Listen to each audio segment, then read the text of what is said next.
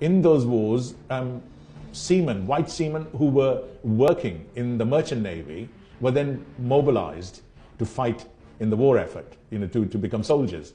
And so Yemeni seamen took their place in the merchant navy. And that's very important because these seamen were then plying ships which were going out and providing supplies to the troops all around the world where the fighting was actually taking place.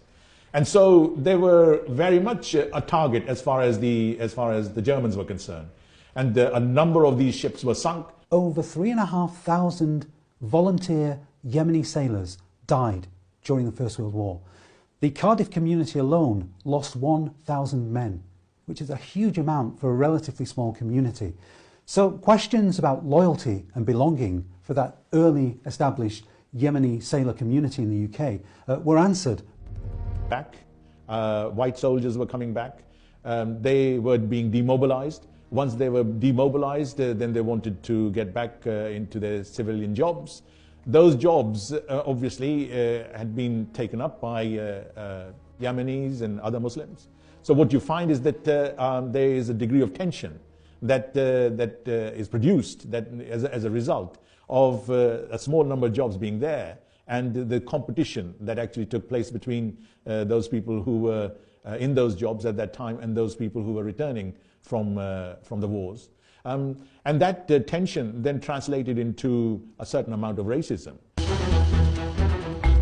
The riot that broke out because one Yemeni sailor, wanted to renew his trade union fees and board a ship. And he was stopped by a white trade union leader who objected to the fact that Yemenis were finding work on British ships before white indigenous sailors were. And there was an argument and a fight broke out, and that fight spread across the docklands of the UK. 100 British Yemenis were rounded up by the government and expatriated back to the Yemen.